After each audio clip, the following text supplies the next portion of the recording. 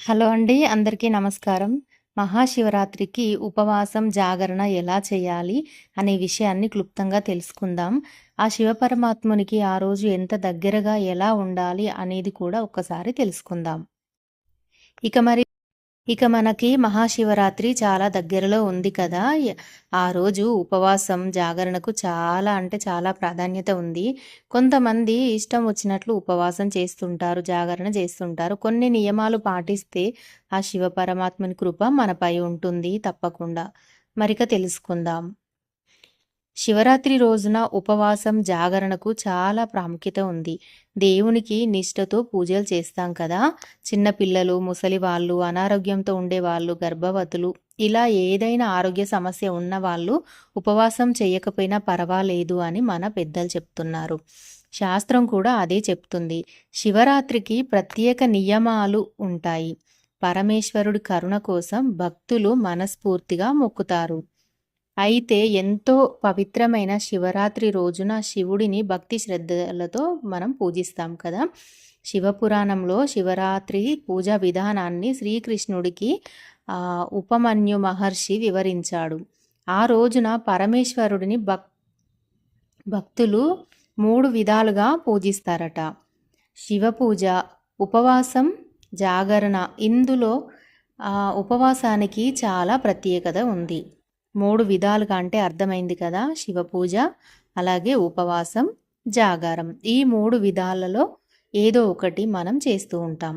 కొంతమంది ఉపవాసానికి చాలా ప్రత్యేకత ఉంది కదా అని ఉపవాసం చేసి శివనామ స్మరణ చేయడం చాలా ముఖ్యమైనదిగా చెప్తారు. ఉపవాసంతో శారీరక శుద్ధి, జాగారం చేస్తూ ధ్యానం చేయడం కారణంగా మనోశుద్ధి కలుగుతాయి అని చెప్తున్నారు. ఉపవాసం అంటే మనసును శివునికి దగ్గరగా ఉండమని అర్థం. ఉపవాసం ఉపవాసం ఉండే ముందు రోజు, ఉపవాసం మరుసటి రోజు మాంసాహారం, గుడ్డు లాంటివి తినొద్దు. మద్యపానం చేయొద్దు. అలాగే ఉపవాసం చేస్తాం కదా! ఆకలి అవుతుంది కదా అనుకొని లేట్‌గా లేవడం లాంటివి అలా చేయకూడదు. ఉపవాసం ఉండేవాళ్ళు సూర్యోదయానికి ముందే నిద్ర లేచి తలస్నానం చేసి అలాగే పూజ చేసుకొని చక్కగా శివుడికి ప్రీతికరంగా శివరాత్రి ఉపవాసం చేస్తున్నాను అని మనసులో అనుకొని భగవంతునికి మనస్సును, ఇంద్రియాలను దగ్గరగా జరపడమే ఉపవాసం. ఆరోగ్యపరంగా చూసినా ఉపవాసం శరీరంలో ఉన్న విష పదార్థాలను తొలగించడంతో పాటు శరీరంలో ప్రాణశక్తిని, ఇంద్రియ నిగ్రహాన్ని పెంచుతుందట. అలా కూడా మంచిదే కదా! నీళ్లు కూడా తాగకూడదు అని చెప్తుంటారు. కానీ నీళ్లు తాగకుండా ఉపవాసం చేయొద్దు. అలా చేయొద్దు అని చెప్తున్నారు. శరీరాన్ని కష్టపెడుతూ భగవంతుని వైపు మనస్సుని తీసుకెళ్లడం కొద్దిగా కష్టమే కదా!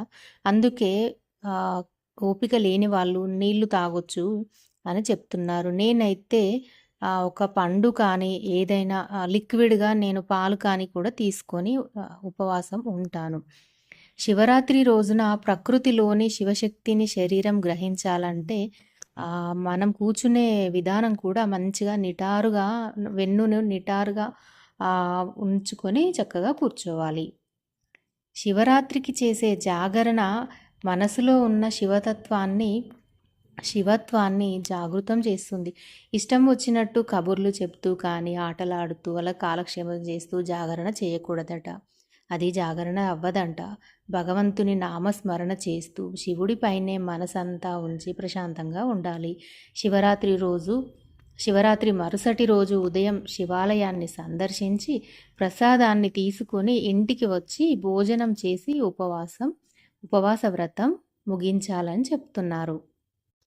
ఇక ఉదయం, సాయంత్రం మంచిగా శివారాధన చేస్తూ ఉంటాం కదా! మనం పూజ చేస్తాం కదా! సాయంత్రం కూడా చాలామంది శివయ్యకి మంచిగా అఖండ దీపం అయితే వెలిగిస్తారు. ఇలా వెలిగించి చక్కగా శివుడిపైనే మనసంతా ఉన్నాక ఇంకా మనకి ఆకలి ఎలా ఉంటుంది చెప్పండి?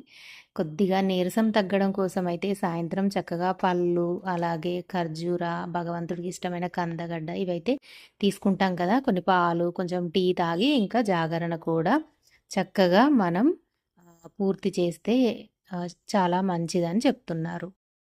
ఓకే అండి. ఇన్ఫర్మేషన్ మీకెంతో కొంత యూజ్ అయిందనుకుంటున్నాను. తప్పకుండా లైక్ చేసి ఛానల్‌కి సపోర్ట్ ఇవ్వండి. అలాగే సబ్స్క్రైబ్ చేయండి. Thanks for watching.